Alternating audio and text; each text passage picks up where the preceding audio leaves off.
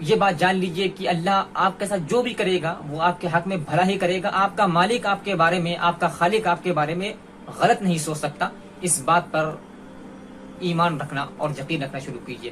زندگی تمام قسم کے مصائب و مشکلات کے باوجود پرسکون ہو جائے گی. بادشاہ مصر کو کیسے خبر لگی؟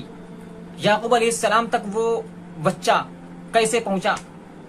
اللہ نے اس سفر میں وسائل کیسے پیدا کیے ہیں، کیسے اسباب اللہ نے پیدا کیے ہیں. آپ ذرا ایک ایک کڑی کو اگر دیکھتے جائیں کہ اللہ تبارک و تعالی یوسف علیہ السلام کو اس تاریک اور ویران کنویں سے نکال کر کے، اور وہ بھی سوشل میڈیا سے خالی دور میں، یوسف علیہ السلام کو اس تاریک اور ویران کنویں سے نکال کر کے کس طرح سے بادشاہ مصر کے دربار میں پہنچاتا ہے. آپ اگر ایک ایک کڑی کو دیکھتے جائیں کہ اللہ کیسے کیسے وسائل پیدا کرتا گیا، اور وسائل پیدا کر کر کے اللہ نے کنویں سے نکال کر کے بادشاہ مصر کے تخت شاہی تک پہنچا دیا ہے. توکل کہتے کسے ہیں؟ بھروسہ نام کس چیز کا ہے؟ اگر آپ کی جیب میں پیسہ موجود ہے اور پھر آپ کو اللہ کے اوپر بھروسہ ہے، تو معذرت کے ساتھ یہ بھروسہ آپ کا اللہ کے اوپر نہیں ہے، بھروسہ آپ کا پیسے کے اوپر ہے.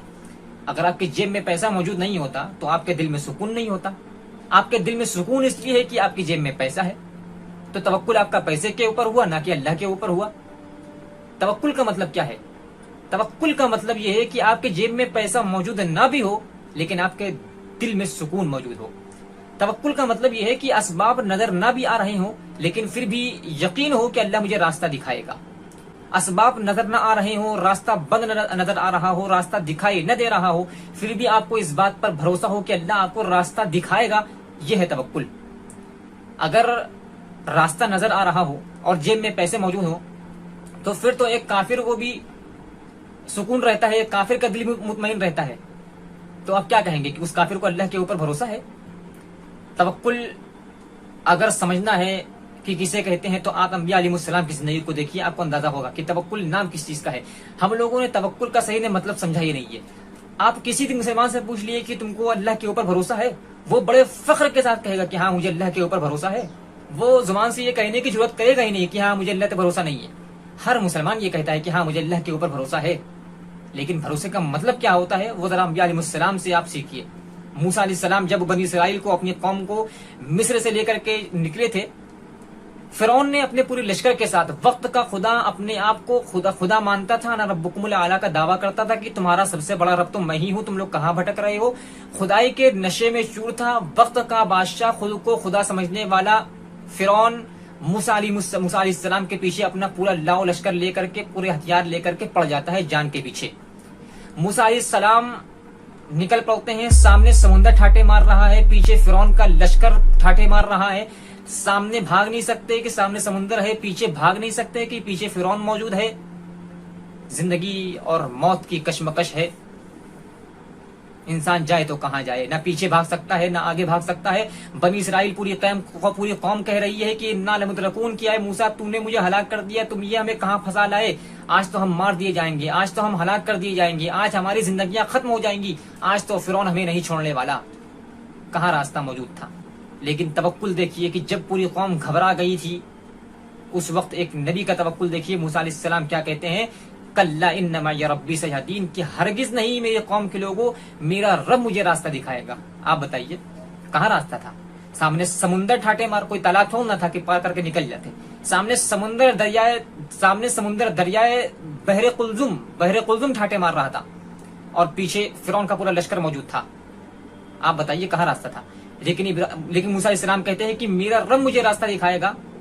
تو پھر اللہ نے اس توکل کا نتیجہ کیا دیا؟ فانفلق فکان کل فرق کالطود العظیم. ہم نے کہا کہ موسیٰ سمندر کے اوپر لاٹھی کو مارو. موسیٰ علیہ السلام نے سمندر کے اوپر لاٹھی کو مارا اور سمندر دو حصوں میں پہاڑوں کی طرح سے تقسیم ہو گیا.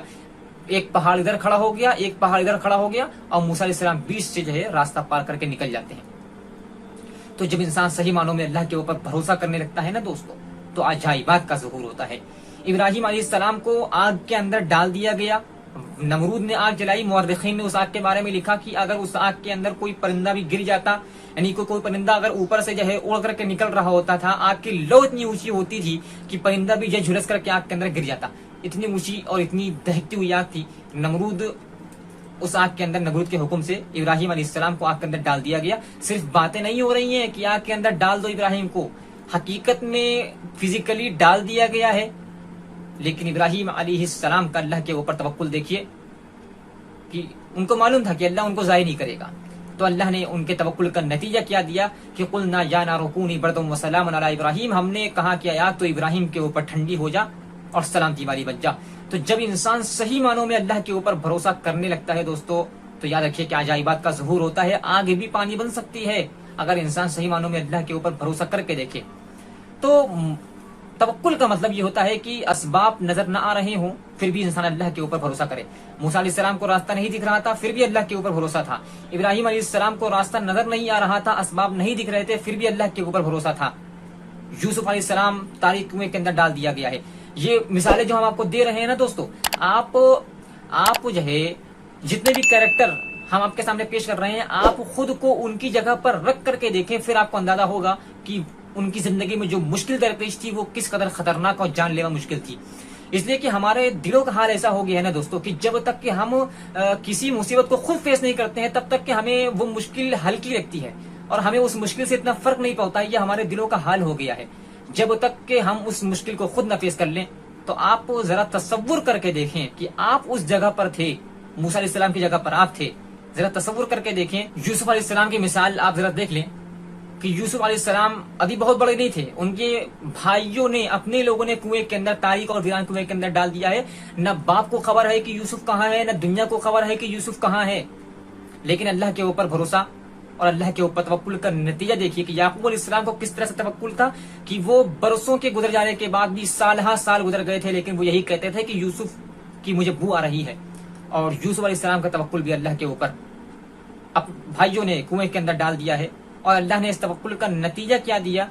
قرآن حکیم بولتا ہے کہ وقال الملک اتونی بھی استخلصہ لنفسی، یوسف کو بادشاہ مصر نے کہا کہ یوسف کو میرے پاس لے کر کے آؤ، آج میں اس کو اپنا قریبی آدمی بناؤں گا، آج سے یوسف میرا اپنا آدمی ہے۔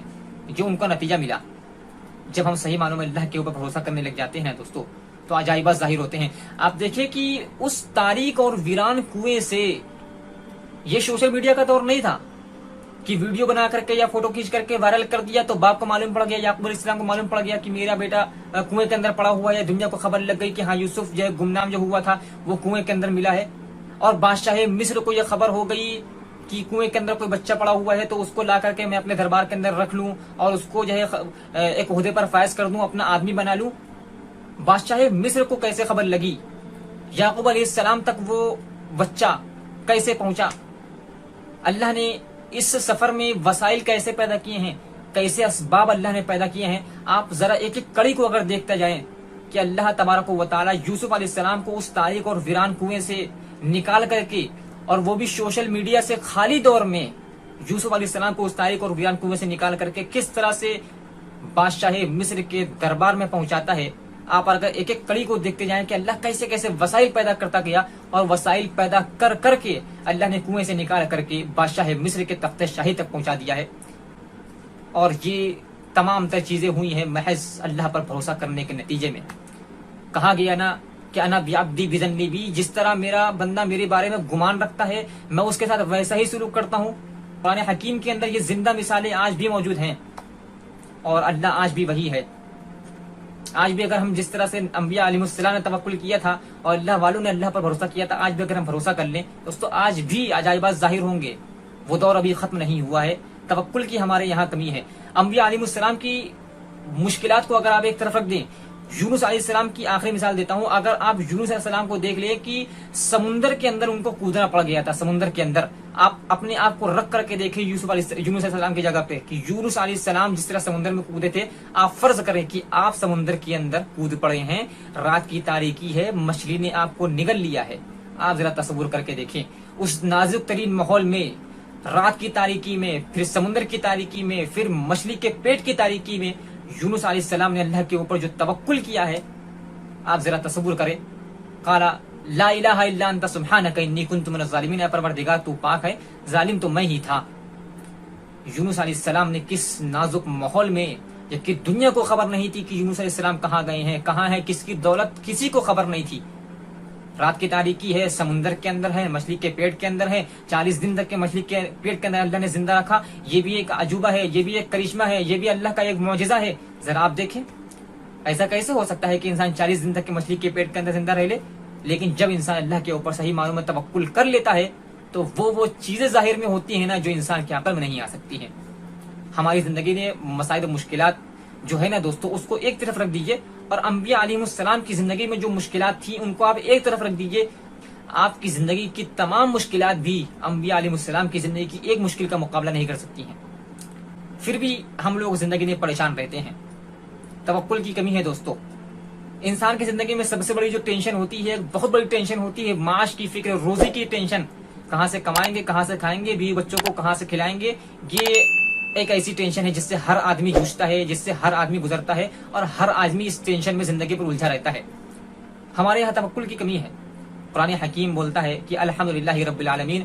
ہم دن بھر میں 5 دفعہ نماز پڑھتے ہیں دوستو، اور 5 نمازوں میں جتنی رکعتیں ہوتی ہیں تمام رکعتوں کو آپ ایڈ کر لیں تو ایک دن کے اندر 24 گھنٹے کے اندر ہم 24 گھنٹے کے اندر ایک دن کے اندر ہم نہ جانے کتنی بار اپنی زبان سے یہ کہتے ہیں نماز کے دوران کہ تمام تعریفیں اللہ رب العالمین کے لیے ہے، جو سارے جہان کا پالنہار ہے، جو سارے جہان کو روزی دینے والا ہے، کھلانے پلانے والا ہے. ہم صرف زبان سے بولتے ہیں. جس لمحہ ہم یہ کہہ رہے ہوتے ہیں کہ اللہ پالنے والا ہے، اللہ روزی دینے والا ہے، اسی لمحہ ہمارے ذہن میں روزی گھوم رہی ہوتی ہے. اسی لمحہ ہمارے دماغ میں دکان چل رہی ہوتی ہے، کس سے کتنا پیسہ لیا ہے، کس کو کتنا پیسہ دینا ہے، کس سے کتنا پیسہ لینا ہے، یہ ہمارے دماغ میں گھوم رہا ہوتا ہے. ادھر زبان سے کہہ رہے ہیں کہ تمام چیزوں کا اور تمام جہانوں کا پالنہار، تمام جہانوں کو روزی دینے والا اللہ کی ذات ہے، اور ادھر ہم جو ہے اسی لمحہ روزی کی ٹینشن لے رہے ہوتے ہیں. تو بھروسہ کہاں ہے ہمارے اللہ کے اوپر؟ امام نماز کے اندر تلاوت کر رہا ہے کہ وَمَا مِن دَابَّةٍ فِي الْأَرْضِ إِلَّا عَلَى اللَّهِ رِزْقُهَا وَيَعْلَمُ مُسْتَقَرَّهَا وَمُسْتَوْدَعَهَا كُلٌّ فِي كِتَابٍ مُبِينٍ. کہ زمین کے اندر جتنے بھی چلنے والے جاندار ہیں، چاہے وہ انسان ہو، چاہے وہ جنات ہو، چاہے وہ چرند پرند ہو، چاہے وہ کیڑے مکوڑے ہوں، چاہے وہ حشرات ہوں، کچھ بھی ہو، زمین کے اندر اور زمین کے اوپر جتنے بھی جاندار ہیں سب کی روزی کا ذمہ اللہ کے اوپر ہے. سب کی روزی کا ذمہ اللہ نے اپنے اوپر لے رکھا ہے. جس لمحہ امام نماز کے اندر یہ آیت تلاوت کر رہا ہوتا ہے اسی لمحہ ہم روزی کی ٹینشن لے رہے ہوتے ہیں. اللہ تسلی دے رہا ہے کہ روزی کا ذمہ میرے اوپر ہے، لیکن ہمیں یقین ہی نہیں ہے. ہم اسی لمحہ ٹینشن لے رہے ہیں اللہ کی اپنی روزی کی کہ ابھی دکان جو ہے جا کر کے پھر سے کھولنا ہے نا، پھر سے ہمیں پیسہ کمانا ہے. یہ ٹینشن ہم لیے ہوئے ہیں. تو دوستو صرف زبان سے ہم کہہ تو رہے ہیں کہ اللہ روزی دینے والا ہے، اللہ پالنے والا ہے، لیکن ہمارے یہاں توکل کی بڑی کمی ہے. ہم صرف زبان سے کہہ کر کے جو ہے رہ جاتے ہیں. تو صحیح معنوں میں اللہ کے اوپر توکل کرنا سیکھیں، اور زندگی میں اگر کوئی مشکل توکل کرنے کے باوجود بھی دور نہیں ہو رہی ہے اللہ کی کسی مصلحت کی وجہ سے، تو پھر اللہ کی تقدیر پر، اس کے لکھے ہوئے پر اور اس کے فیصلے پر راضی رہنا شروع کر دیجئے. زندگی میں بس یہ 2 کام کر لیجئے، مصائب اور مشکلات کے باوجود بھی زندگی پرسکون ہو جائے گی.